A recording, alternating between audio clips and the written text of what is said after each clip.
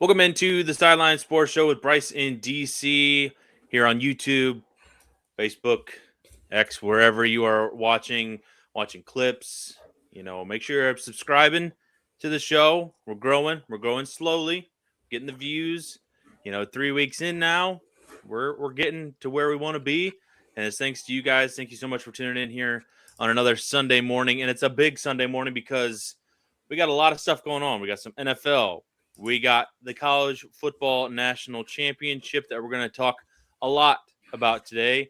We have two guests that are going to come on and talk specifically about the game. We have Daniel Flick from Sports Illustrated, and then we have Joe DeLeone from AtoZ Sports to come on and talk about the game as well. But before that, DC, how we doing, buddy? Yo, I'm doing good, man. It's good to see you. Yeah. It's been a busy week for both of us, man. Mm-hmm. A lot of stuff happening behind the scenes, and Mm-hmm. getting everybody excited about this podcast. Been kind of some hard work, man. Hitting the ground running, but feeling good, man. We're recording. As a Broncos fan, life is pretty okay right now. At least my team made the playoffs. I don't know about yours. My team made the playoff, or no, Uh, yeah, but just eh, didn't, show up and when it mattered the most. Yeah, we yeah. don't need to So rehash that again. okay, We I I figured got we'd my start there. frustrations out.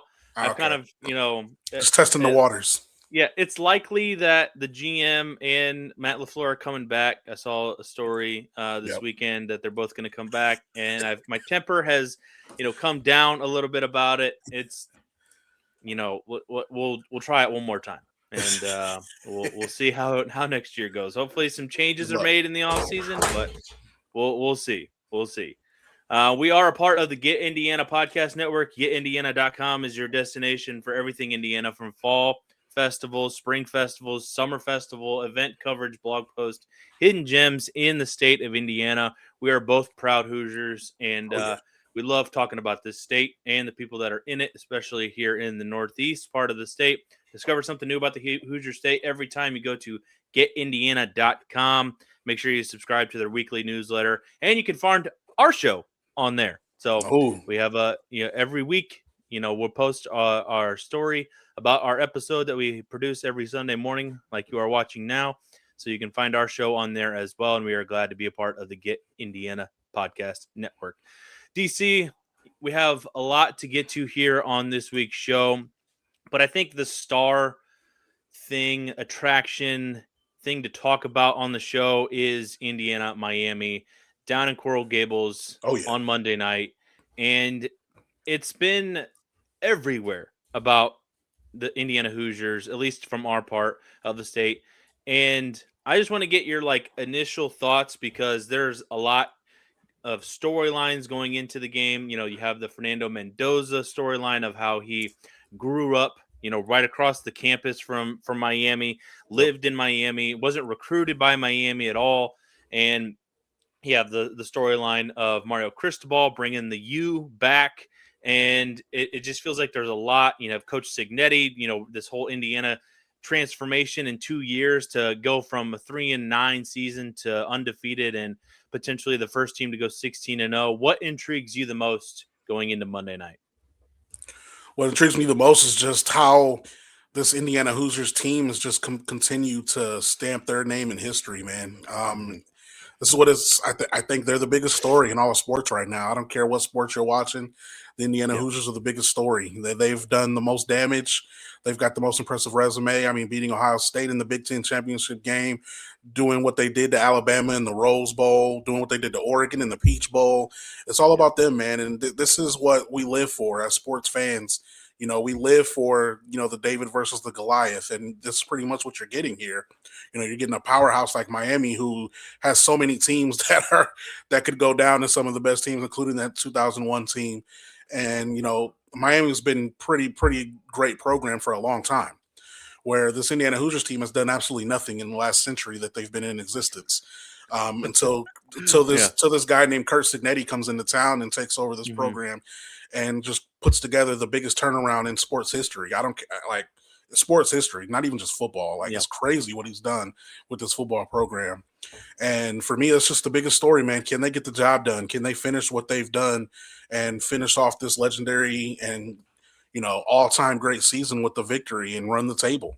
I look at in terms of matchups, as long as they slow down Carson Beck, which I think they're more than capable of doing. Look what they've done to other top quarterbacks, Yep. Oregon. like they can do this with other top quarterbacks, saying at Ohio State. They are very capable of slowing down high level quarterbacks. So that's what I'm most looking forward to is can they slow him down and frustrate him early and take an early lead, because Miami's not really a team that's going to come back on you when they're down, when they're already down a couple of touchdowns. If this starts off like that Oregon game, IU's going to hit the ground running. And so on the same token, though, IU has, these are big lights. These are bright lights. No. I don't care how great a team is, how great a program is. It's not too crazy to think that a team can, crack under pressure or fold when the lights are this bright. This is something that nobody in Indiana Hoosiers football history has ever done. So there's a lot of pressure that comes with this now too. So how Yep. can they rise to the occasion in this championship game? Man, there's so many different storylines in this that I'm looking at, but this is all that's on my mind, man. All weekend, I'm ready for that championship game, and I'm hoping that the Hoosiers pull it out. Obviously, me being a Hoosier, Yeah. so that's what I'm looking forward to the most. Yeah. Even though you are a Purdue fan, at heart. So, Yeah, but that's right. It's I've always I've going to seen be boiler up.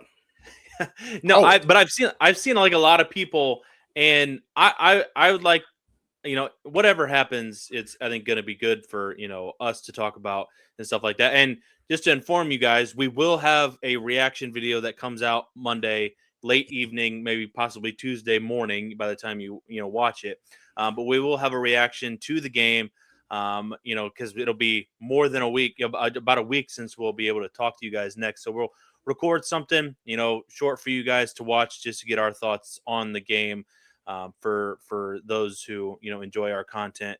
So we'll make sure to keep you guys informed and have a little reaction video after the game concludes on Monday evening, and it should be a good one. We're anticipating that it's going to be a good one. It's an 8.5 point spread the last time I saw, and I'm excited. Like you said, there's a lot of different matchups, and I want to talk a lot about more of those matchups as we'll bring on Daniel Flick from Sports Illustrated. let's go. Daniel, thank you so much for joining us, and I really like the backdrop because you are in Is that Miami, and real? yeah, yeah, it's Yeah. not a fake background. So No, this is a cool view, man. I wanted to add a little bit of character to the show, huh? Woo! A We little need character no, to definitely. it. We need it. We have none, man. So you brought it all. Yeah. That's what we Yeah, needed. definitely. If I'm looking out the window right now and there is snow on the ground, and there's not even a chance of that down there, and I bet you were happy to leave the Hoosier State and to go down there. It's much warmer, I bet. Yeah, so I flew here. I did Indy to Detroit to Miami yesterday, and my flights got delayed both times because of ice. So I probably got to Miami about 40 minutes later than I was supposed to because of a whole plane de-icing. So no, Yeah.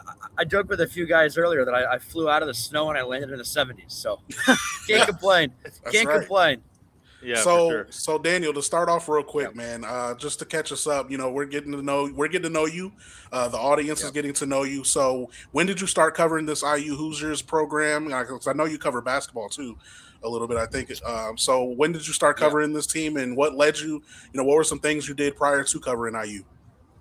Yeah, so I did a little bit of stuff in 2023, 24 with our student paper. And then I also did some Atlanta Falcons stuff NFL wise last year as well. And then had some things kind of the stars aligned a little bit, if that makes sense. And I started doing SI stuff with Indiana back in the summer. So around, I think I started like July 15th officially. So this is technically year 3. It's year 1 where I've had all of my eggs kind of pushed into it though.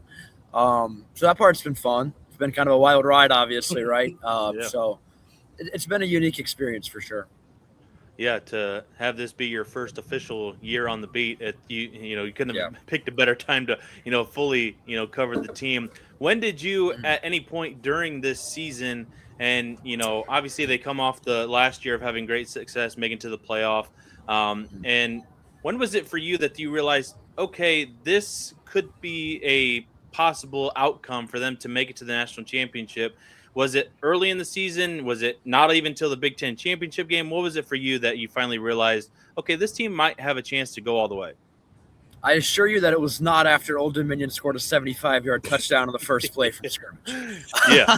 That I thought after the opening quarter, this might not be too long of a year. No, but I would say after Oregon is kind of when that all kind of clicked a little bit. I thought after Illinois, because a lot of the guys had said that week, like, this is where they'd learn kind of where they stand, and they won like 63-10 if memory serves. So by that point, you were like, okay, they're really good. But I think when they beat Oregon, it kind of, that was a step that they hadn't made last year, right? Like, they hadn't beaten an elite team, period, especially not on the road. They'd really struggled on the road. So I think winning those games, that game in that environment, kind of was a very clear step in early October. Like, okay, this is a better team than last year. They're already doing things that last year's team just couldn't do.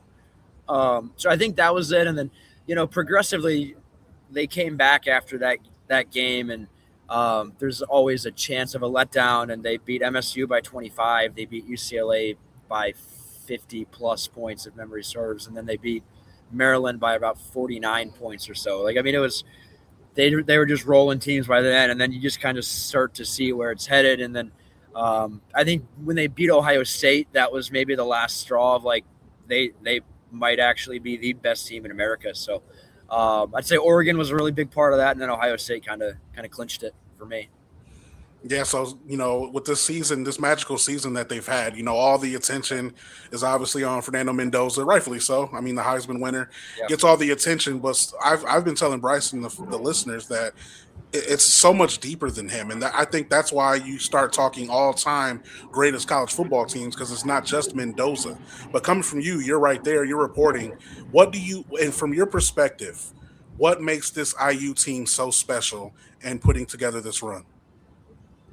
Yeah, I think it's a really good question. I think the fact they never beat themselves, right? Like, it's so unique, I think, in modern college football to find teams that play so well together and have no egos, and collectively there's a blitz that Aiden Fisher had against Oregon, I think, that actually summarized this team so well. You have like an All-American caliber linebacker who blitzes from the A-gap, and he angles his rush out and just cleans out Oregon's right tackle.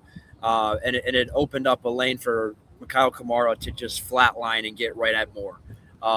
He got the pass off, but it was a little play like that where you see this is an All-American linebacker who is so unselfish, who's willing to do small things to help the rest of the team blossom.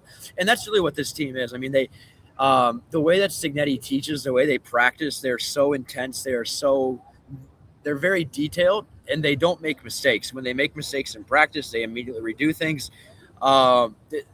It's so unique, again, to have a team that's really, really good and never beats itself. Like, I mean, that's to beat Indiana, you have to not only beat the top team in America, you have to not beat yourself while Indiana is stressing you and straining every part of you for all 60 minutes. It's just an incredible challenge that obviously there hasn't been a single team out there who's been able to hang in the ring for a whole 60 minutes. So, I mean, they're just relentless. They punch you and they punch you and they punch you until you break.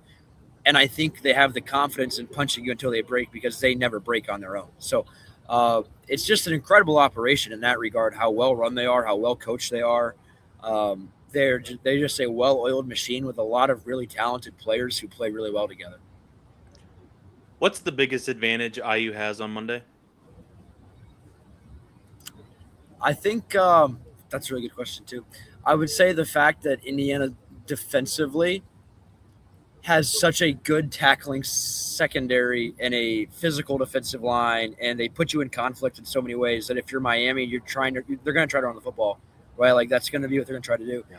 And Indiana defensively has such a good front seven where they don't have to load the box to stop the run. I think that's a really big advantage. And I think, again, the other part that I don't think enough people have really talked about, as I mentioned, Indiana's secondary tackles at such a high level. Those guys they're athletic, they're physical, and they're very, very reliable in the open field. And so I think if you look at like the playmakers Miami has on the outside are really, really good. The weapons they have are, talented dudes who can really win in space. But Indiana's the corners don't miss tackle. I mean, it's very rare they miss tackles. They run to the ball. They flow to the ball so well. They break down really well. They finish really well. They'll hit you hard. They use space really well. I just think they do such a great job collectively. There have been a few coverage busts here and there throughout the year, but as a general rule, they keep everything in front and then they rally to it. And so I think Miami collectively, if you're trying to beat Indiana, they'll probably have to score upwards of 20, 25-ish points to win. They're going to have to hit explosives, and IU has really shored up its back end quite a bit the last 3 months or so after a few issues early in the season, to where I think that's kind of the main advantage. The kind of area I look at is they tackle so well that Miami's going to have to hit explosives, and I kind of think that's where Indiana wants them. Yeah, absolutely. And so first of all, man, I definitely just want to thank you again. I don't think I did that earlier, but for coming on. I know you've had a busy last 24 hours, especially considering you just got done. I don't know how long ago it was, but there was just Big Ten media availability. So you were just at the conference, talking, and getting, all the sound bites and stuff like that. So what can you tell us about Wizard? What is that? What does Wizard play? I'm just as curious as you are. I have no clue. From what I gather, it's just a little lingo they're using to try to explain a concept a little bit easier. I don't know. I'm excited to see.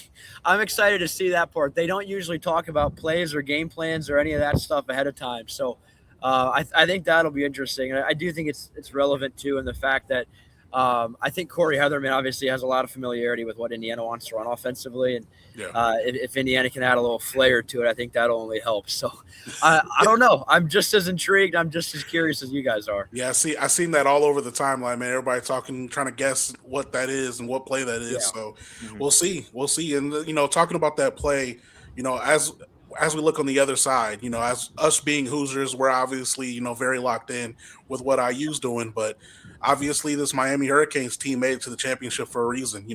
Postseason sports is all about who's hot at the right time, and Miami's also hot in their own right as well. Had a great path to here. So looking at Miami, you said that what you liked about, what advantages IU has. What are advantages that Miami may have that Indiana may need to look for in this matchup? Yeah, I think Miami's defensive ends are incredibly good. I think you look at Bain, Akeem Messidor, like the guys they have on the perimeter of their defensive line. That's probably the best pass rushing tandem in the country. I think Bain is second in the country in pressures. I think Messidor is like top 10, top 15. He's not far behind. I think Bain was Conference Player of the Year, and again, I think Akeem Messidor was like first or second team All ACC. Again, high level football players, guys who will be playing in the NFL for a very long time. And I think with Indiana, that right tackle spot's kind of been a bit of a revolving door this year. Part of it health-wise, part of it play-wise, right? So if you're Miami, that's where I think the real cat and mouse game starts is, can Indiana block whoever they put at left end across from the right tackle spot, who I would imagine will probably be Khalil Benson. I think that'll end up being the real key is, will Indiana have to chip? Will Indiana have to use a couple heavier packages? Like what is the adjustment there? Or will Khalil Benson play at a really high level that he's proven he can and kind of mitigate that effect? So that's I think the real challenge is Indiana's played a lot of really good fronts this year, like a lot of great front sevens, but I don't think they've faced a defensive end duo as good as this one. And so I think that'll end up being a really interesting challenge.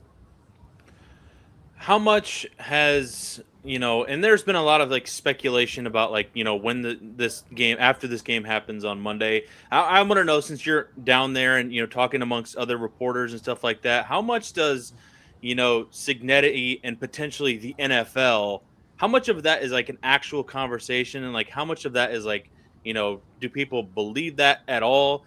Because I'm not asking you, do you think he leaves, but just how much of the air is that taking up down there? Not a whole lot of it. He's not leaving. He actually answered that, I think, earlier today. He's very, he is a college dude. He's a very, very much so a college dude. And I think the way he operates, the way that his whole organization is around him, I think he's 100% committed to college ball. And that's kind of what he said earlier. And that's one of those topics where I'd take him at his word, because Again, his dad was a really big role model for him, and his dad was an assistant coach for around 10 years and a head coach for about 30, all at the college level. And so I think he'll end up being a college lifer. I think it'll probably take a lot to get him to leave Indiana if it ever happens, which I'm really not sure that it will. I don't think the NFL has really occupied a whole lot of his headspace. He's very good at compartmentalizing things and just locking in on whatever he has to, like at a higher level than a very high number of human beings on this earth, regardless of industry out there. Finally, okay? Every time we talk Cignetti on here, people hop in the comments talking about Cignetti should go to the NFL. And I try to tell people all the time, Daniel, a head coaching job in the NFL isn't what it used to be, man. It's not as attractive as people may think it once was. Like, honestly, if I'm a head coach in college and I'm having success, like, why to go to the NFL to be on a string for 1 year? And if I don't win 8 games in my first year, I'm gone already? Like, nah, I'm good. I'm going to stay right here and build my program. So I don't blame him. Cignetti obviously is having success at IU, so why leave? And I wanted to ask you because, we speculate on what we believe Cignetti, what his strengths are as a coach. He has so many of them. Some people may say it's recruiting. Some people may say it's his preparation for the game. Some people may say it's his adjustments. Coming from you, what do you think makes Cignetti so special as a head coach and kind of what helped play a role and a factor in turning around this program in such short time? Yeah, I think he's got a really good eye for talent, and it's not only player talent, it's all the coaches around him. It's everybody within his organization. Like he can analyze things at such a high level that he's so detailed. He can pick up on very small things with people that he just knows. Like he's got an innate feeling of, I like this guy's mentality. I like the way this guy moves. I like these small things about his skill set, about the way he loves the game, about the way he views the game. There's so many little things he picks up on people. He can really tell if you're passionate about things. And so I think in his eyes, if he sees you're passionate, he sees that you care, that's already a leg up for him. And so he gets guys who he knows he can mold. He gets guys who he knows care. That's part A of it. I think part B, because he has won and because he's been around such great coaches and has such a great pedigree, there's an air around him that you should follow him. And he does an incredible job of imposing that on every aspect of the organization. He's so detailed down to like the very minute of when a team meeting, like 2:05 we'll meet, and by 2:08 we'll be looking at this play. Or I heard a story. I've got a story coming out on Monday morning about him and the way that he impacts his players off the field. And one of the interviews that I did for that, there was a guy at IUP that he coached who said that he would always come into the office the morning after games at like 9-10 a.m. and he'd walk by Cignetti in the hallway, and Cignetti would already be like, hey, on play 12 you were wrong on here, you have to like have your hands inside here. Like, it's the best way to describe it is that he's a psychopath who people love playing for because he's so psychotic, he's so detailed, everything about him is just so fine-tuned that the entire organization around him, there's no mistakes. The habits are incredible. Everybody cares. Everybody's bought in. And so I think in an era of college football where you get a lot of people who maybe are just in it for the wrong reasons, who maybe are trying to, catch a bag and not be there trying to win games and whatnot, he does a great job of surrounding himself with like-minded people, whether that be players or coaches, and then kind of instilling all of the things that he's learned, the habits, all of these principles into everybody around him, to where it's just one well-oiled machine where everybody's aligned and everybody is just executing and operating at a really high level. Yeah, I mean, to speak to the psychotic nature, he's had over 500 Chipotle bowls since he's been on campus at IU. So, he must just have him on speed dial over there at the local Chipotle. But yeah, all right. What's your prediction? How do you think things will play out Monday night, and what's your final score? Yeah, I do think Indiana wins. I think it'll be somewhere in the vein of like 35-21, maybe 35-17. I think it ends up being a multi-score game. I think Miami's really talented. I've just watched so much of Indiana this year where I just struggle to.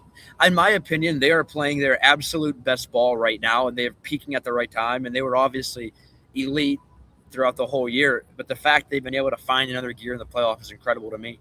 And they've just been they're on a mission, if that makes sense. And you really get that feeling when you talk to guys and when you see them and how they operate and how they're working, that they've kind of, this has been the goal all year. They haven't publicly said it.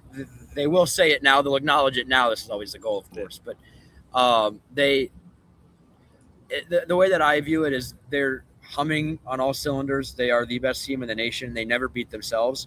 And I think those three factors combined together leaves me very confident Indiana will win.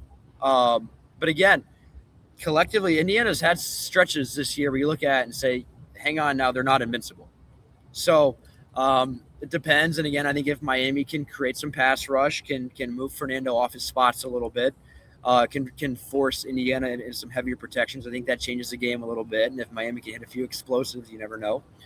But I do think Indiana wins, and I think it ends up being a multi-score game. I like it. Alrighty. I like it. Before, because I don't want to ask any IU b-ball questions. I don't really like. I'm sorry, they're terrible, Brice. I'm sorry. Boiler up. That's all I gotta say.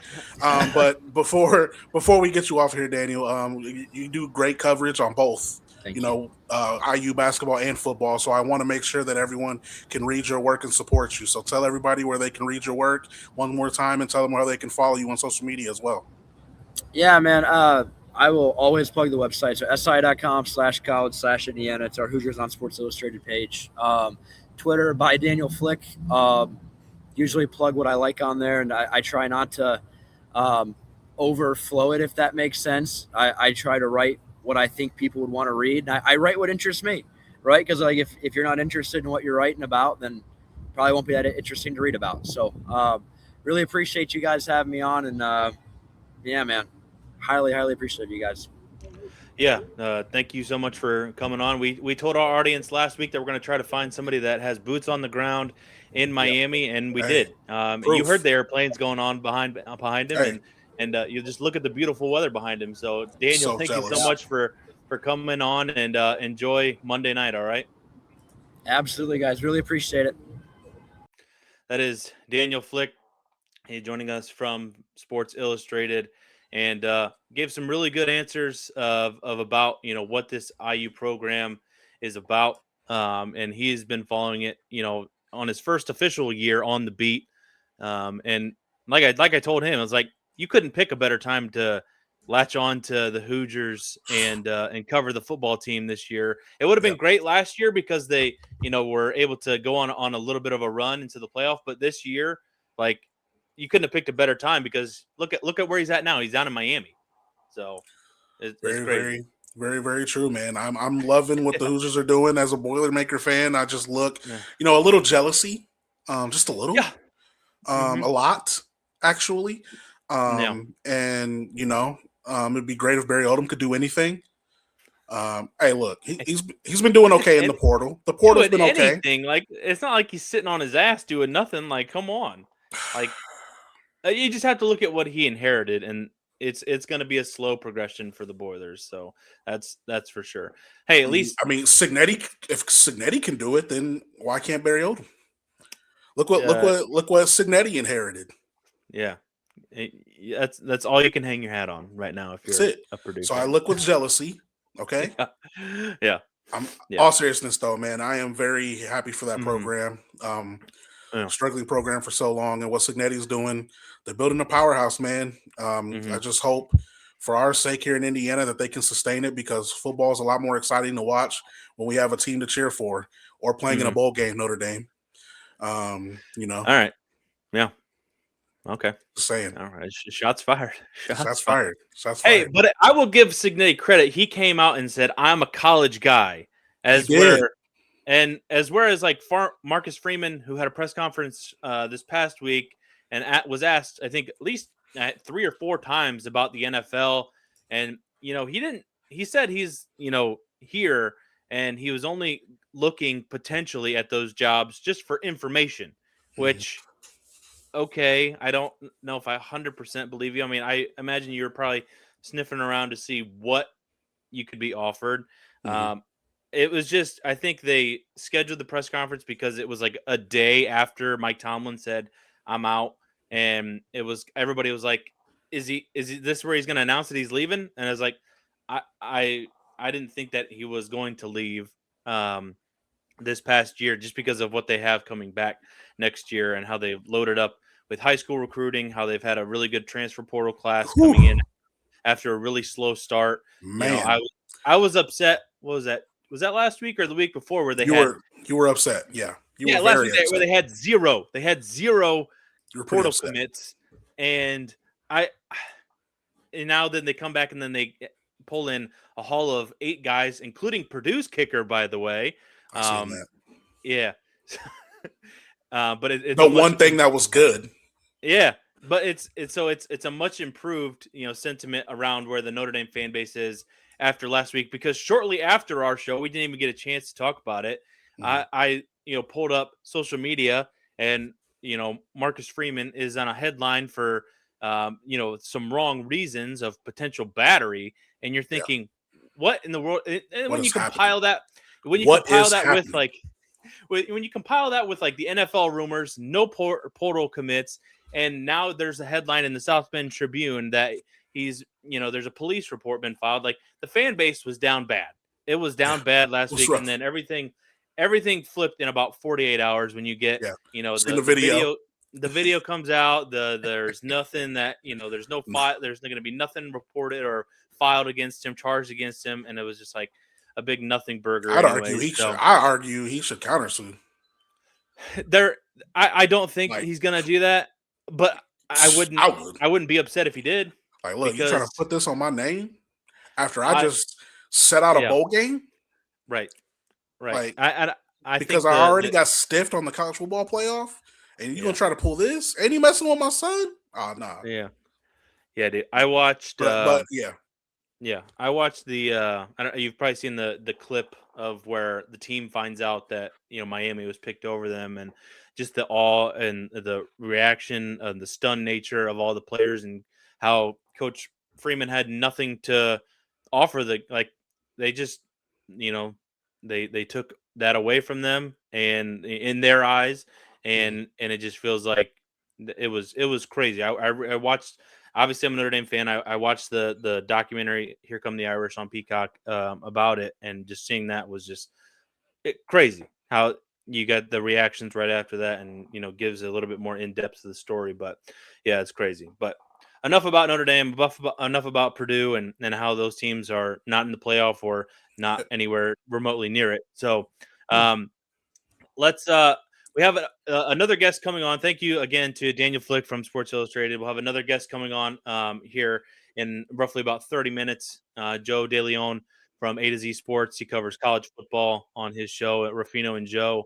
And he also covers some NFL stuff as well. So we'll get into both of those things with Joe coming up in a little bit.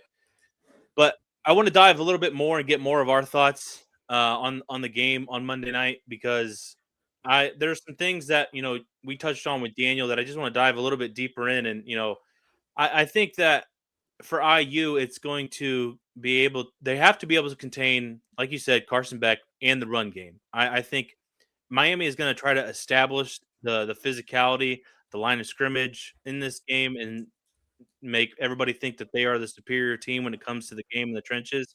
And I just think IU has shown the ability time after time, especially in this 3-game stretch, that they're not worried about a team trying to run right at them. Mhm, And they can limit the run game, limit the explosives. Because if you look at Miami, the only thing that is explosive about their offense is Malachi Tony. mhm, I think if you can contain those big plays and the opportunities that might present themselves for Miami and contain the run game, you should win this game no problem.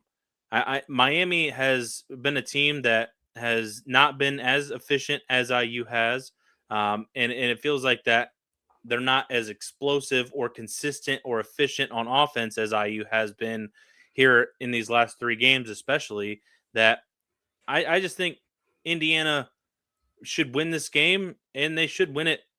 I don't want to say super comfortably, but they Mhm. should win this game. I think they're the better team, and from what I've heard everybody else say is a lot of people agree as well that they're just the better team, and they should win this game, you know, by a score or two. Yeah, to me, that's being generous. Me personally, I mean, I don't know if we're making official predictions or anything, but honestly, I see Nope. similar to the Yeah. Oregon game. I'm just being honest. I see a lot of similarities on how the Oregon games was, how this game's going to be. Like Daniel said, I think this IU team, while Miami's playing great football right now, I think IU's playing their best football right now as well. Yeah. I think that Ohio State game really lit an entire new fire into this team and this program. And a lot of it, obviously the X factor is going to be Mendoza. I mean, Hmm.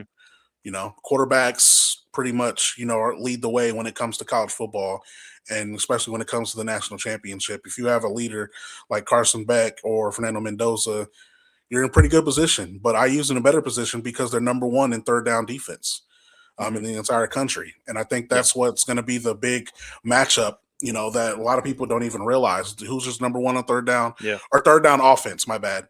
Third Okay. down offense is what they're number one in. They run a lot of RPOs that I think is going to frustrate that Miami team very early, and it's going to be tough. It's going to be really tough to guard. Yeah. And this is an improved team from last year, which was already scary last year. Hmm. I just look at this IU offense number one. Just looking at that side, I don't think Miami could match them scoring wise. Hmm.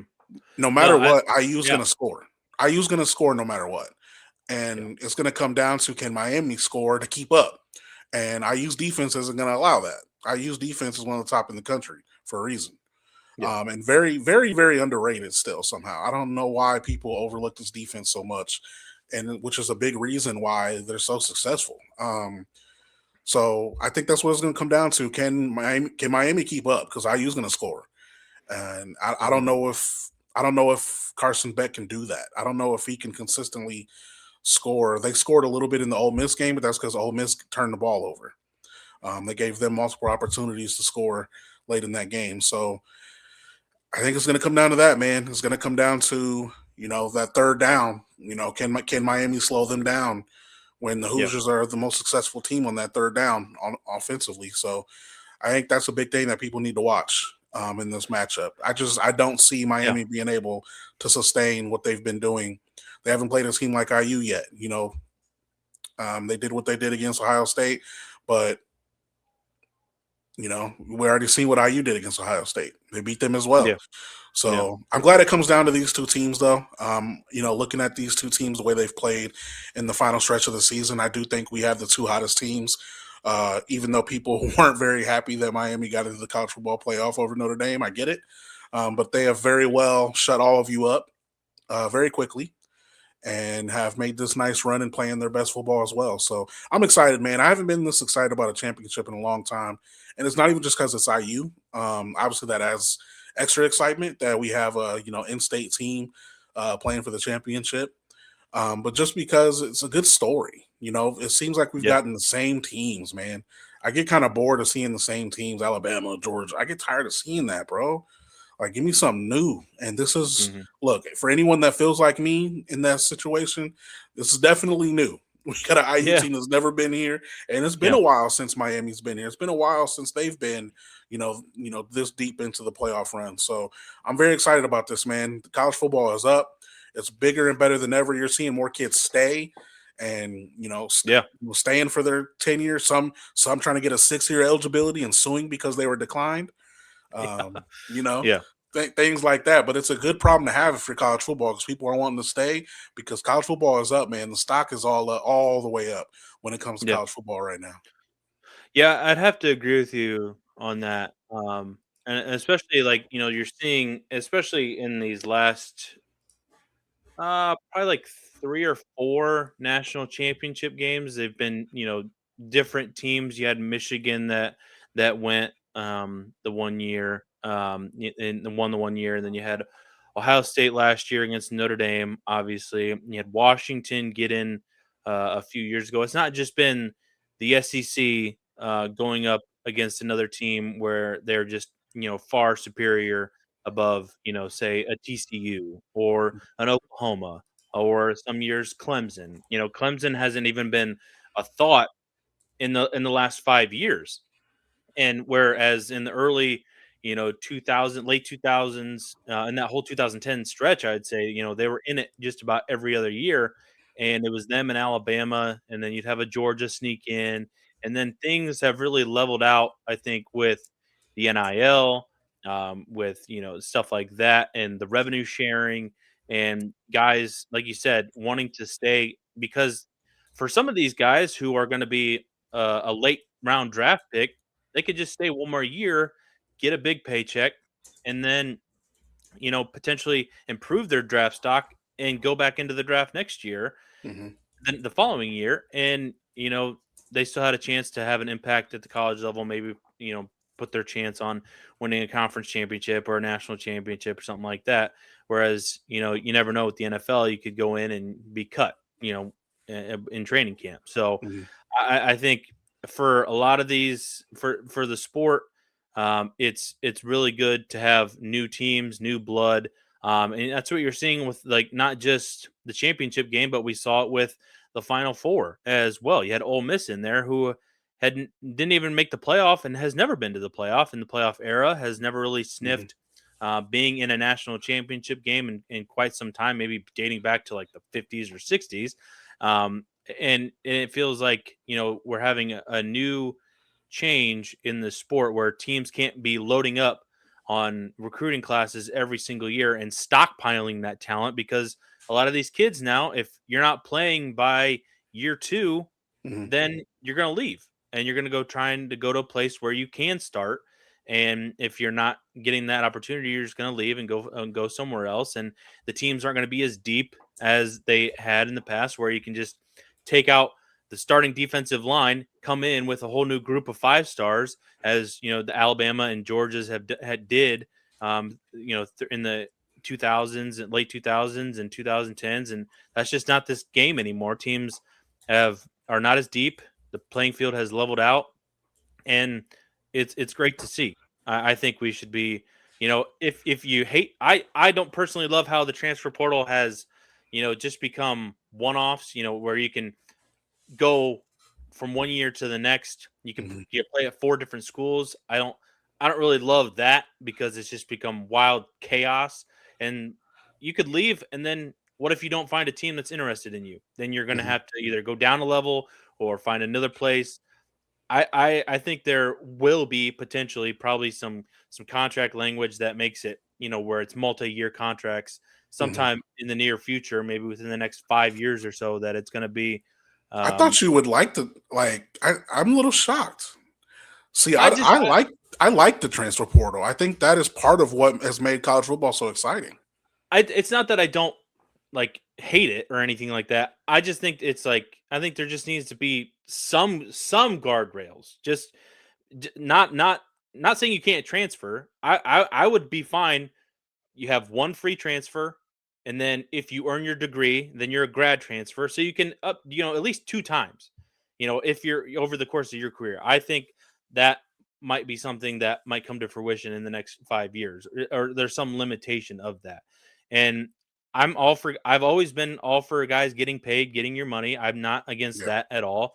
I just don't think, because we're seeing like Malachi Nelson, who committed to I think Syracuse this weekend. He's on his 4th school, and it hasn't worked out in the previous 3 stops. Even he was a 5-star coming out, didn't work out at USC, got buried on the depth chart, and then tried to move on. I think to Boise State, didn't work out there. Went to somewhere else, and now he's on to his 4th school, and where he's not even guaranteed the starting job because I think Steve Angeli is still there, has eligibility left, and he'll probably be the starter if he's healthy come game one. And it's just like Malachi Nelson just drifting away. I mean, do what you want, but I don't think it's benefiting him whatsoever in the long run. You know, that Yeah, that's that's that's the my only thing. yeah, for a lot of players, and I think one of my friends tweeted this on Facebook who actually runs a sports agency that reps NFL and college players. He posted this. His name's Demarcus Muhammad. He works with Javon Barnes and Dre Muhammad, coach at Northrop, and works at Traction. And it's been in my head ever since he posted it because it's been spot on. and it's made me think about this transfer portal. He posted and said, so many of these college football players that are entering the portal will never play another down of college football. Yeah. And that's the unfortunate reality. Yeah. Is there's so many kids that try to utilize that transfer portal and it ends up biting them in the Yeah. end.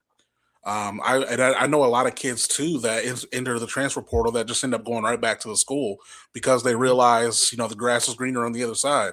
They realize, either that or they realize nobody wants them other than that Yeah. program.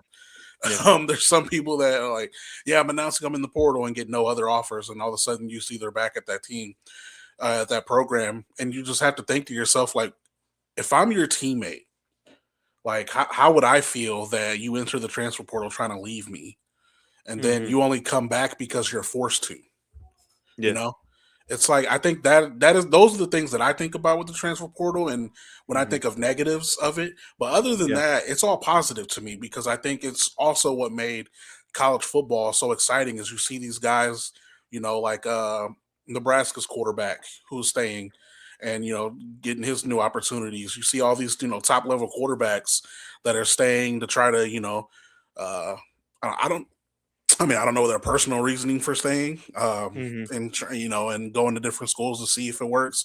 Maybe they get, raise their stock in the NFL draft. Maybe some of them, that's what they're Yeah. trying to do. But for some of them, it's part of what makes it exciting for me.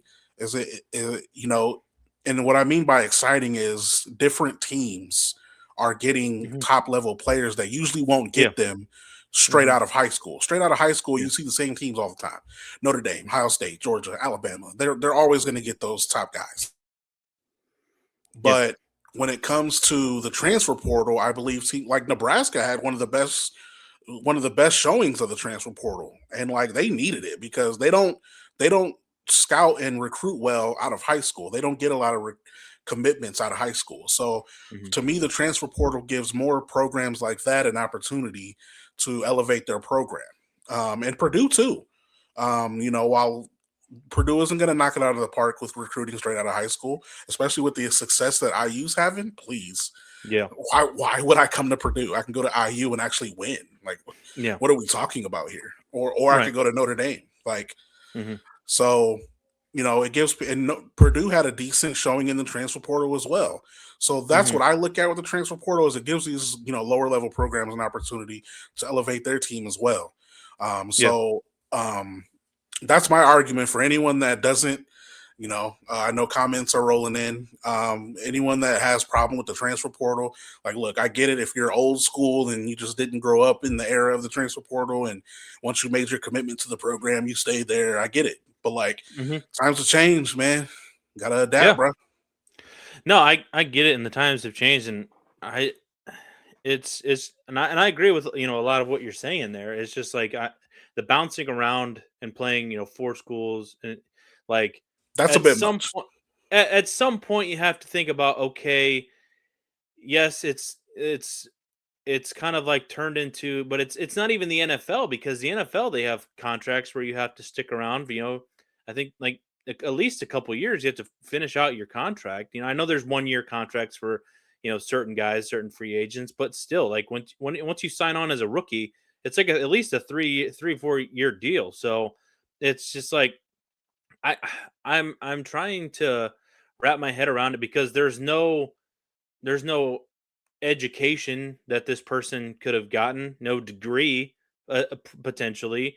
What are you going to be? A general studies degree, or just Right. a very generic degree that is going to get you, and it's like, how is that setting you up to be successful in life? And it goes, it falls in that category of like, oh, stick it out through the program. And it's like that, and that's where turns a lot of people off. Is like, what about the education? Well, a lot of these kids, aren't thinking about the education. They see dollar signs, and some of these guys come from backgrounds where they need the money, and it's the unfortunate Absolutely. situation for some of those guys. So I understand it, and it's not every case is the same.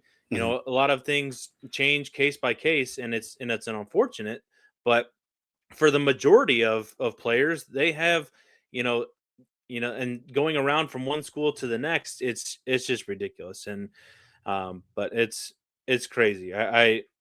I would like to see some things change, slightly. I'm not, overhaul the huge system or guy because I think we're at it. Like you said, the popularity of the sport has grown exponentially with the, NIL and transfer portal and all that stuff. I think the interest is higher.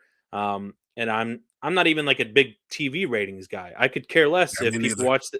I could care less if people watch the game Nah. on Monday night. I don't care what the rating is going to be. I'm No. interested in the game, so I'm going to watch. I know people that are Yeah. interested in the game, and I'll talk to them about it. I don't care if somebody in Colorado watches the game. I could care less. If they're not interested, fine by me. Who cares? I don't need the comparison with the NFL, and that's why I think this game should be being played on a Saturday night, even though you might be going up against the NFL.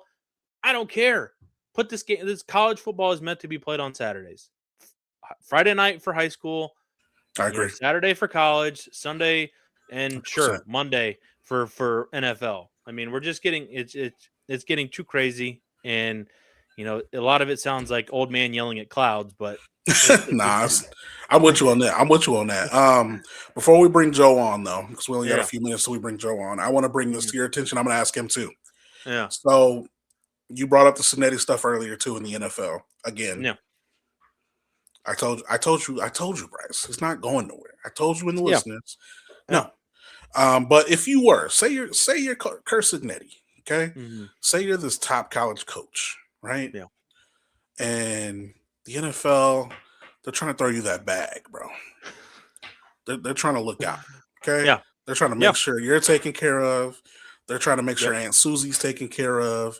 They're trying to make sure the kids, the grandkids, niece, nephews, they're trying to make sure y'all taken care of for life, okay? You have an opportunity to coach at any of these head coaching vacancies. Yep. Baltimore Ravens, number 1. Pittsburgh Steelers, man, Tomlin. Atlanta Falcons. Yeah. Tennessee Titans. Las Vegas Raiders. The Raiders. Arizona Cardinals. Miami Dolphins. Cleveland Browns. No. You have a chance to coach one of those teams. Which one would you go to and why? You almost listed them in like order of what I would go to. Ravens I would probably say one? No. I said you almost. So I would go Steelers number 1 because they've had 3 coaches for like the 60 years. So you have but that means expectations going to be high, bro. Okay, but you have an ownership group that is going to stick with you even when you go 9-8 for like 5 consecutive years. And and it wasn't like Tomlin was fired; he resigned, and which he might have been pushed. He might have been pushed out. So it was a mutual agreement. Yeah, pretty much.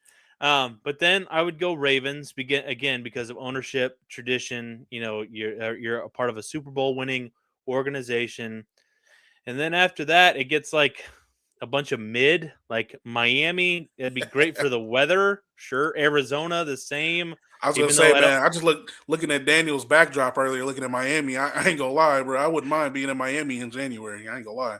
But it feels like Miami changes you. Look at what happened to Mike McDaniel from year 1 to year 2. He became like some nightclub promoter by the time this season ended. When he was this nerdy coach that comes in year 1, and then by the end, Urban Meyer. It's like, what are we doing here, man? So yeah. Not Miami, but Jacksonville, close enough. Yeah, well, I've heard some people have not some great thoughts on Jacksonville, whatever. But the Raiders, you're in Vegas, but that ownership group. Number 1 pick. Yeah, that's like the one. Get your quarterback too, Mendoza. He going number 1. Yeah. Hey, but I don't know. I mean, if you were to stick Mendoza in any other draft class, is he the number 1 QB? That's because like if you look at next year's draft class, like it's loaded. You have a lot of different guys. You have Jaden Mayava, Arch Manning, Darian Mensah, who might be on his way to Miami. I don't know if you saw that he might be leaving Duke. You have CJ Carr potentially coming. You have, if IU's quarterback Josh Hoover has a good year, he could potentially, have his stock rise.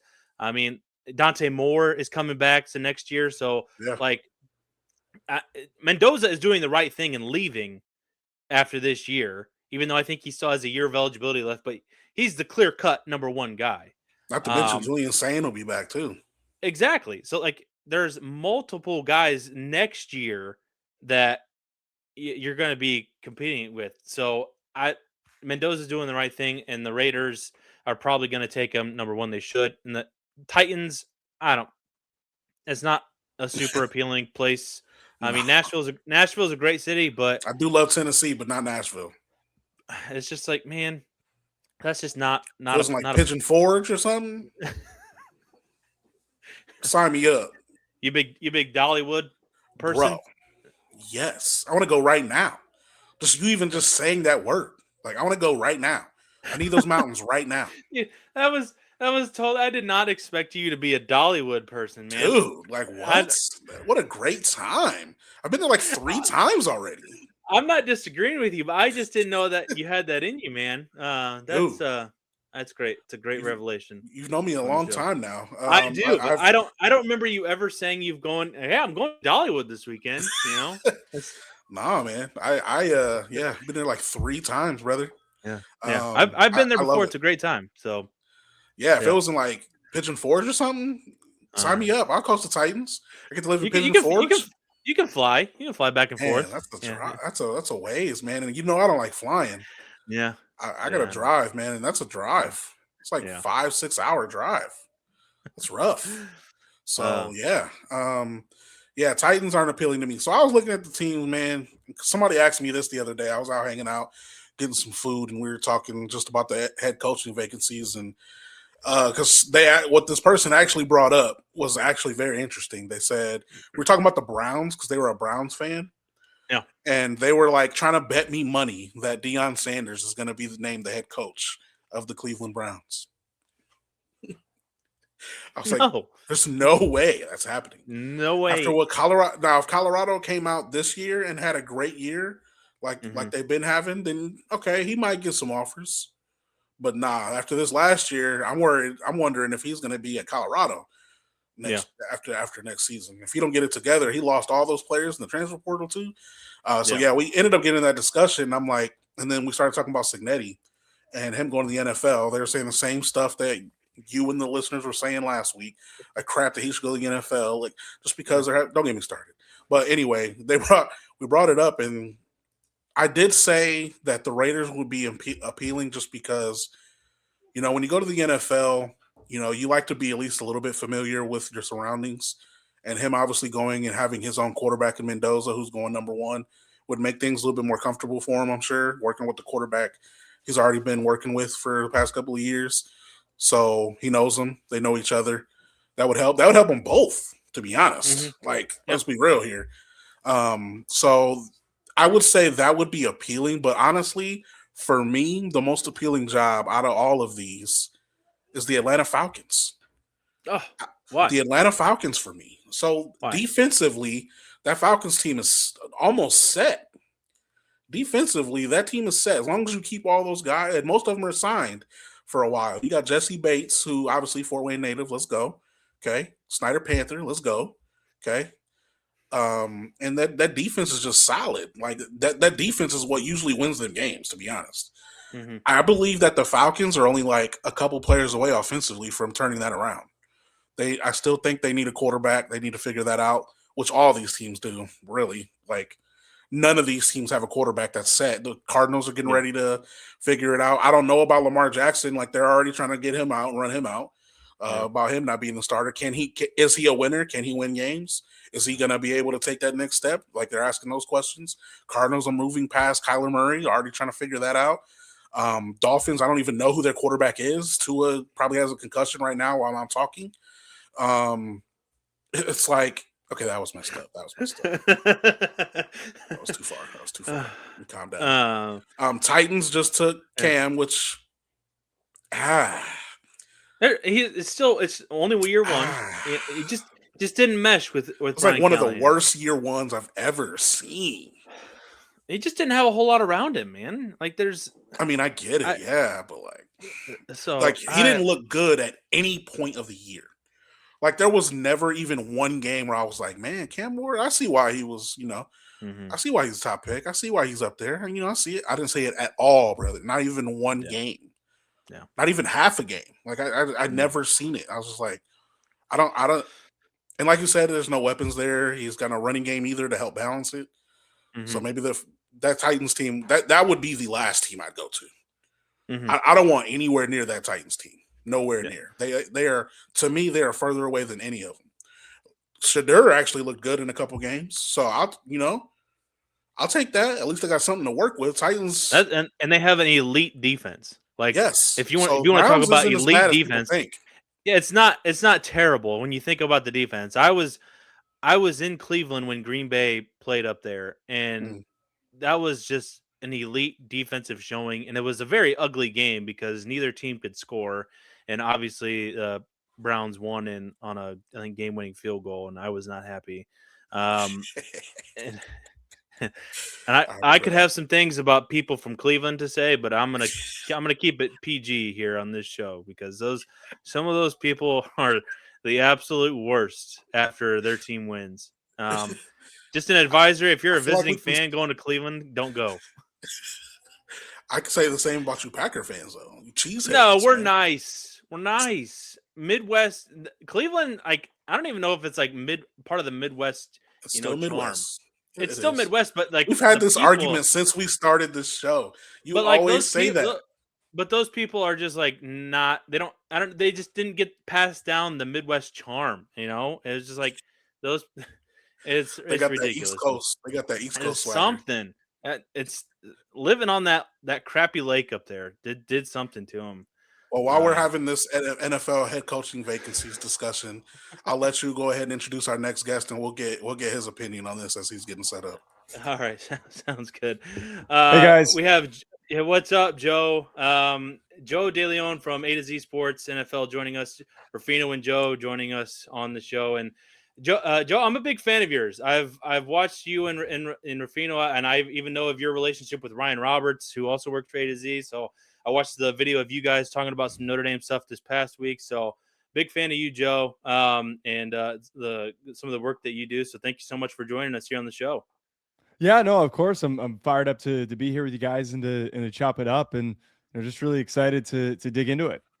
Yeah, man. Yeah, I'm super excited. Brice has been talking about you since earlier this past week. I'm like, hey, man, we got to talk some football. Who you got? Yeah. He sent me you, and I'm like, oh, yeah. I was like, and wait a second. We already follow each other, so I've seen him before.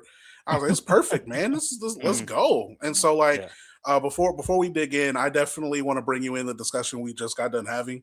And if I asked Brice, I said, let's say you're Curt Cignetti, okay, or at that level, okay. You got these NFL teams looking at you, that all these head coaching vacancies, which are I think 8 right now. You got these head coaching vacancies open right now. You're Curt Cignetti. Which team do you go to? What looks most appealing to you? I think that if he theoretically did make the jump, I know he on Saturday, which every college coach makes a statement. Marcus Freeman made this statement continuously of, oh, I'm not an NFL guy. And then, not long after, we'll find out that there's some sort of an announcement. We'll see what ends up happening here with Cincinnati. Everything has a price. Right. Exactly. It's a bargaining chip to say that you have no interest. But I think that there's 2 jobs ultimately that would be worth his while. The rest, I don't know if there's necessarily a fit. The first, I think, is pretty obvious, being the Las Vegas Raiders. I know it's not been a great run organization lately, but the opportunity to just step right in and immediately bring in Fernando Mendoza with the first overall pick, that would be a no-brainer. I think that Cignetti, if you are the coach who's commanding, so much of the respect of these NFL openings, you'd want to go somewhere where you'd have the ultimate control. And it's not even just the control of being able to pick your quarterback. You're literally getting to pick the guy that you just had with you along this magical season. So that would be amazing. It's also a historic franchise that has not been successful. And he literally just did this with Indiana, turning them into a winner and completely blowing away everybody's expectations. He can now do that with a franchise that has not been a consistent winner and returning them to their glory. The only other one that I think that makes sense, and I guess you could kind of include the Ravens with this, but the Steelers, the track record of how few coaches they've had, I think, is true to their ability to hire coaches, the ability to support those coaches, the infrastructure that they have built there. The only thing that I believe would maybe give any decision maker pause with taking that job is the quarterback situation is just a mess. They're picking in the back end of the first round. Aaron Rodgers is not expected to be coming back in the future. Do you buy into Will Howard? Is this a team that you think you're going to be able to swing a trade for any of the guys that are out there, maybe in unsettled situations? Are you going to go and trade for somebody who's a backup right now? Do you go get Malik Willis? I think that for how unsettled that aspect of it is, might turn some people away, but there's the general brand of being the Steelers coach. Any coach is going to want to be there. So if Cignetti did make the jump, that makes sense, not to mention the fact the ties that he has to that region. Yeah, for sure. I mean, I don't anticipate he moves on, but we'll have to see. We've talked about it for a couple of weeks here that it's potentially a possibility, just because you know how the rumor mill gets going whenever some NFL executive says, "Oh, just throws it out in the media like Cignetti might be a name," where like it happened, like you said, with Marcus Freeman. It's just because of how they're winning consistently over these last couple of years. So, but let's focus here on the title game down in Miami. Is this the most improbable title matchup in the playoff era? I mean, for me, it is when you look at the matchup and where these teams and where these programs have been. It just in the most recent history. I mean, I would say so, but I think that there's two ways of looking at that, where yes, absolutely, like Indiana getting this far, nobody expects it, and Miami having 2 losses in the middle of the year that reshaped our expectations for how they were going to perform during the college football playoff. It absolutely is improbable, but the way that I've kind of been looking at this is I think that this is the perfect example of what we wanted the expanded playoff to be. It's part of the reason also why I don't want any further expansion. I think that 12 has painted the picture for a perfect bracket with some minor adjustments for reshaping the whole 2G5 team thing. That's a whole separate issue. But I think that it has allowed for more opportunities for teams to rebound from mistakes. And I think that, sure, it's improbable that we've reached with these 2 teams, but now we have opportunities for programs that have really good rosters that might have hit a bump in the middle of the road to recalibrate and readjust. I think that now we're starting to see whichever team is going to be able to end the season the hottest is going to be the team that's most effectively positioned to go on a run. I know that this is kind of separate from the conversation or the talking point that you just asked, but it also, I think that like we're landing in this spot now where do we need to revisit how these teams are being seeded and the whole bye situation? I think that for all of that and how we've seen from last year, I think that it's shaped up for what has made a lot of sense for these final 2 teams and how far they've gotten. Yeah, I mean, 2 programs that, like Brice was saying, especially IU, not a lot of success in that program's history, and you have Miami, who hasn't been here in what seems like a long time. And so you look at these 2 head coaches that have, kind of turned these programs around. Which coach do you trust the most going into this championship? I guess I trust Cignetti the most, but here's the thing: is that Mario? I said that I didn't trust Mario going into the Texas A&M game, and I have been before that. I was all in on Mario. I thought that before they lost to Louisville that he had kind of figured things out and he's figured out his identity. Winning the Notre Dame game was his biggest win at Miami. And that was usually you get that big win out of the way. And that is how you end up starting to build momentum. The thing is, though, is Cristobal has had that track record of not performing well late in tight games like this. I think that there's going to be like preparedness. I think that they're going to be prepared. I think that the fact that so many people publicly are doubting them and people have doubted them through this entire bracket, it's kind of going to do away with that. I would be shocked if they started slow.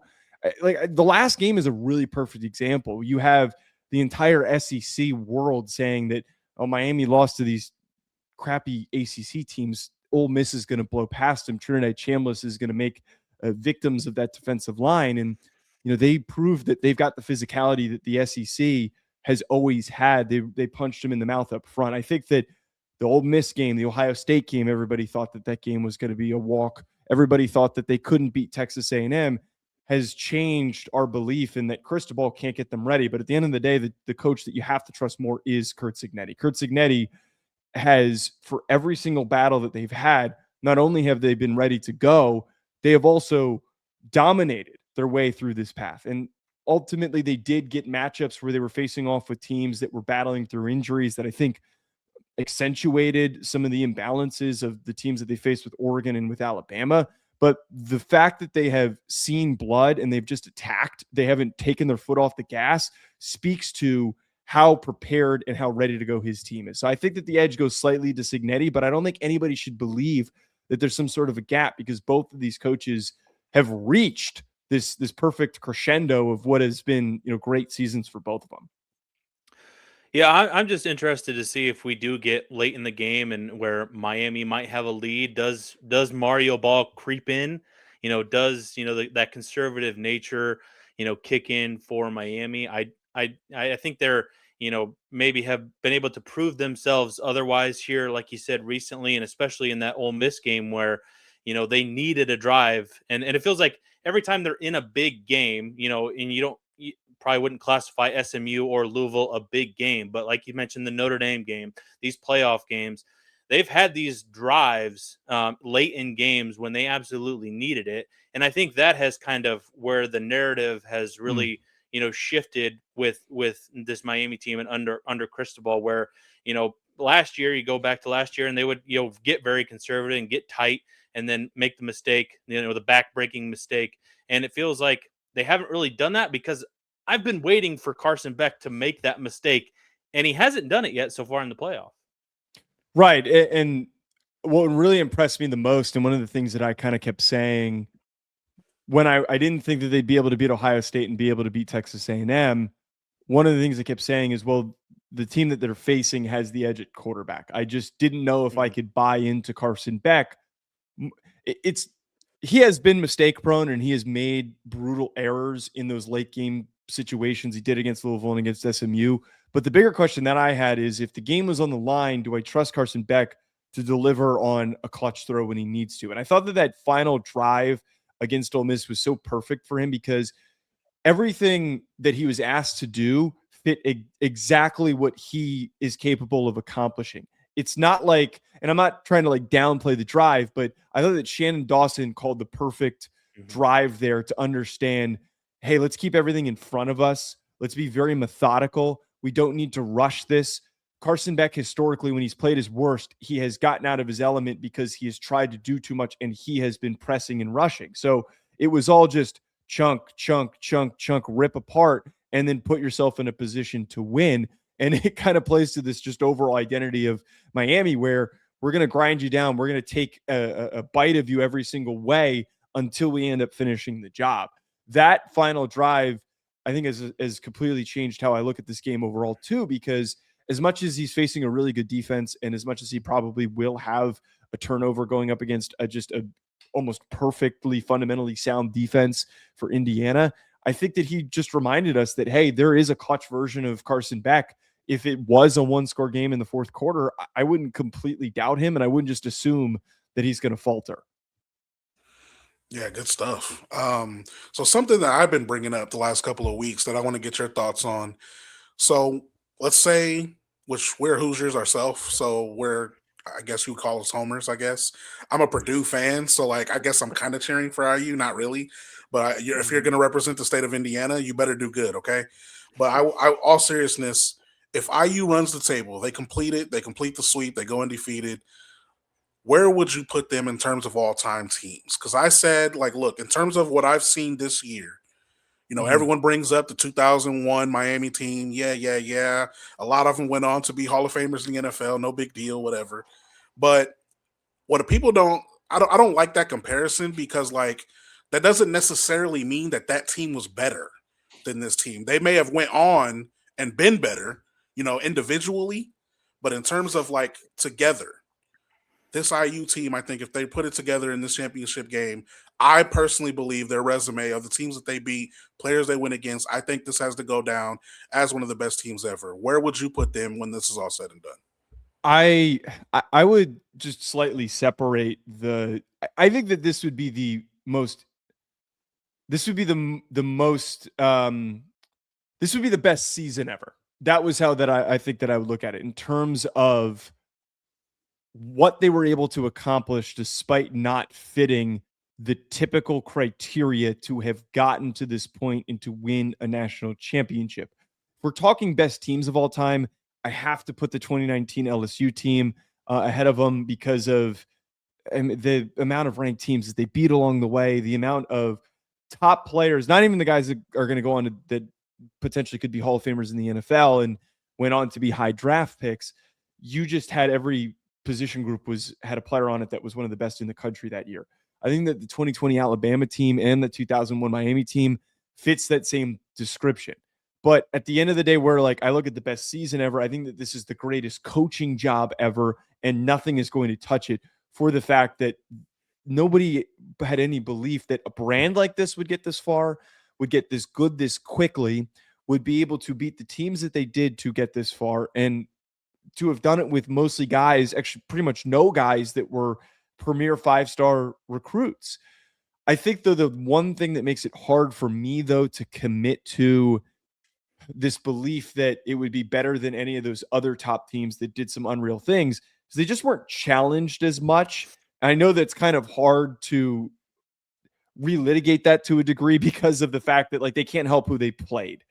They played a much smaller sample size of really, really tough teams to get to this point. I don't think what LSU did that in 2019 is such a ridiculous year to have the talent to have dominated everybody along the way and to have played that many top teams. I think that creates just a separate bucket of separation. But I do agree. I think that your logic, though, I think is great, because I think that it's been generally flawed that when we have this discussion, it's just everyone just yells and goes, "Oh, that 2001 Miami team had so many good players." Well, it's a little bit more nuanced than that. Than just having that discussion like that. Yeah, I would agree with what you're saying as far as the season. Also, we're comparing different eras because that was a 4-team playoff era. This Right. is the 12-team, so it's it's like the NBA comparison, like in the Jordan and LeBron and stuff, and it gets all up in the air, and you could just Bill Russell whatever versus Shaq. Yeah, Right. so whatever your favorite is just, you're probably just going to defend that the most. So yeah, I definitely agree with a lot of what you said there. What's the matchup on the field that you're most looking forward to watching and may go a long way in deciding this game? Because you brought up the final drive for Miami against Ole Miss, and they're probably tired because they were on the field for a majority of that game. And I look at Indiana's defensive front, and if they can get after Carson Beck, especially in that fourth quarter, and don't allow him and speed him up and all that stuff, that's where I'm looking forward to the most, is can IU generate pressure and speed up Carson Beck? But what's the matchup that you are most intrigued in watching on Monday night? Yeah, for me, it's the battles along both lines of scrimmage. I said this in my immediate gut reaction after Indiana won, and we knew what the matchup was going to be. Was, God, the pads might be cracking so hard in this game that it's just you can hear it through the TV. I think that this is going to be a really physical game right from the first whistle. I think that is going to be a matchup. Whoever does end up breaking through and really, really is able to punch the other team in the mouth the most is going to win this game. And I think that matchup, too, a lot of people, I believe, are somewhat getting wrong. I think that Indiana has proven that, again, they're the most fundamentally sound team. They're the most technically sound team. They're very rarely out of position on both sides of the ball. They're hat for a hat when they're blocking. They're downhill. They're not really allowing much separation or any big plays after contact. They're just not letting any broken plays occur. But the difference here for what Miami brings to the table is that they do have the better O-line and D-line. They have an O-line and a D-line that is headlined by a first-round player, with Ruben Bain on their defensive line and with Francis Maui-Noah on their offensive line.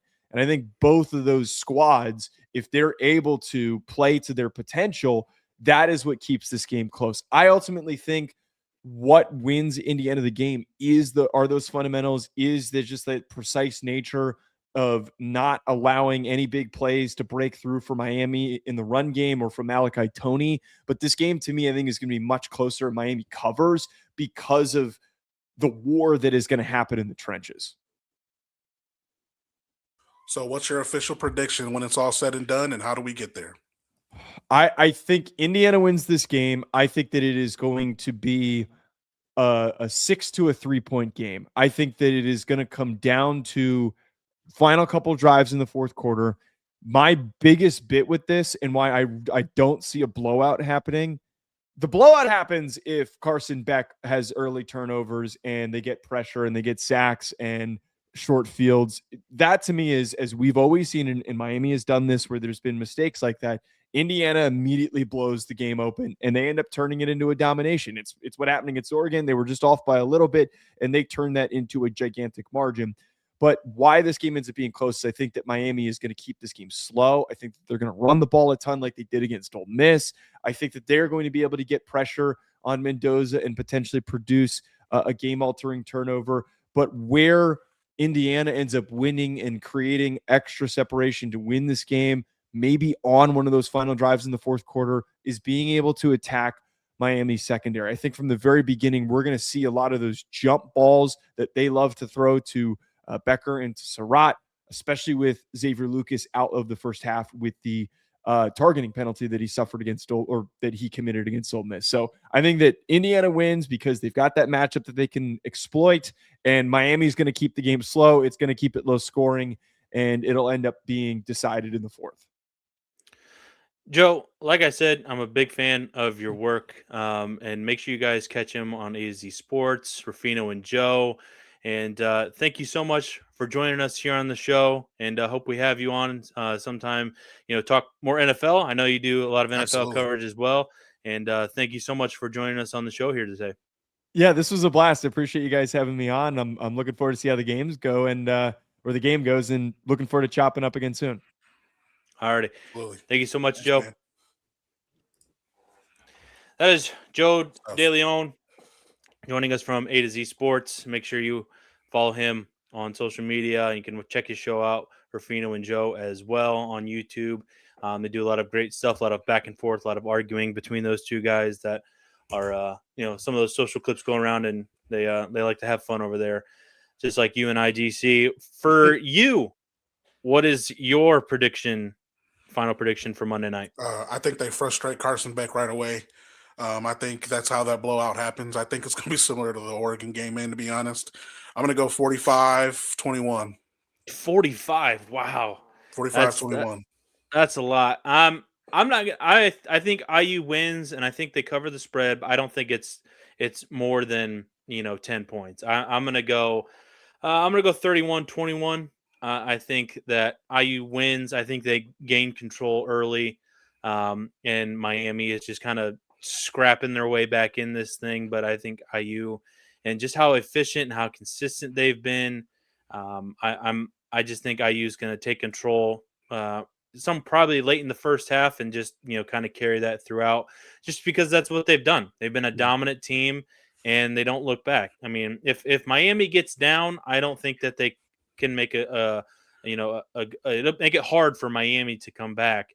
If Miami goes up, I think IU has a good chance to come back, just because of, like I said, with when we were talking to Joe about the coaches you trust. I just think Miami, once they get up by a score or two possessions, they kind of go into the shell a little bit, and they don't really try to put the pedal to the metal. They go conservative, and that's, I think, where Indiana would have a chance to come back in that game. And I just trust Coach Sig to have this team ready to jump right from the beginning. So I just think IU wins 31. I personally feel like, and this is, this might ruffle some feathers. I don't care. Like, I don't care. But I've personally felt the Big Ten championship was the championship game. Me personally, I felt like that was it. That was the championship. Those were the two best teams, in my personal opinion. And once that happened, I was already set that IU was winning. I think some Miami fans would disagree with you, just because they beat Ohio State, as well. Yeah, because Ohio State was already like, all right, bro. Like, They were in the They were playoff. already- They were already like, all right, man, like we just lost. No, all seriousness though, in terms of matchups, yeah. I personally felt like those were the two best teams. Miami got hot at the right time. Yeah. I still feel like top to bottom, Ohio State, IU were the two best teams, in my personal opinion.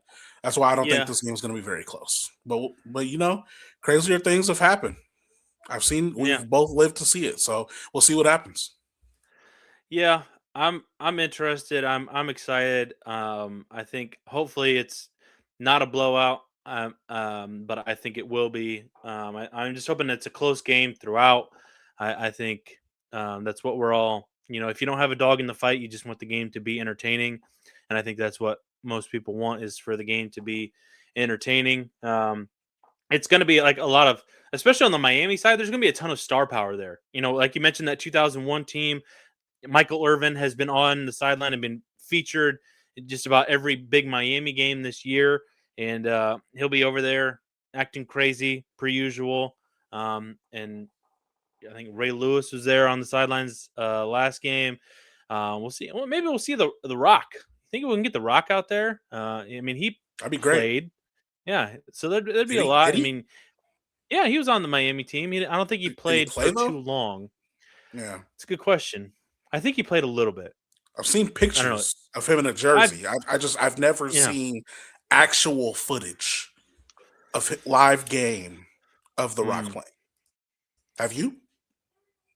No, but he would have played like back in like the 80s, like late 80s, 90s, somewhere around there. So there's not video footage available? No, there would be, but I just like how often I can watch Bill Russell and Wilt Chamberlain skyhook over 6'1" centers, but I can't watch The Rock play college football. Rock playing at Miami. This is great radio. I can watch Babe Ruth hit a home run in Yankee Stadium from like 100 years ago. Okay, there. I'm watching some clips. Yeah, he played. He played. He played against FSU. So okay, all right. Send it my way. I've never seen him play. So all right, tag me. Whatever you got to do. Tag you. Oh, geez. All right. We will be back either late Monday or early Tuesday, and you watch on YouTube. We will have a reaction video to the national championship game. We'll be watching along with a lot of you guys as well, and we'll have another video coming up tomorrow or early Tuesday, like I said. So make sure you guys subscribe and put some comments in. You know, what are your predictions for the game? Follow us everywhere, like it says there on the screen. Brice and DC on Facebook, X, Instagram. You can follow us there. Again, thanks to Get Indiana for being a part of their network. Follow everything that they do at Get Indiana. You can follow Nate Spangle on social media. He does a lot of great stuff as well. A lot of great interviews on their podcast channel, and we're glad to be a part of that network. Make sure you subscribe to their weekly newsletter, which you can find at getindiana.com. You can find our show there as well. So we will see you guys late Monday, early Tuesday. If not, we will catch you next week.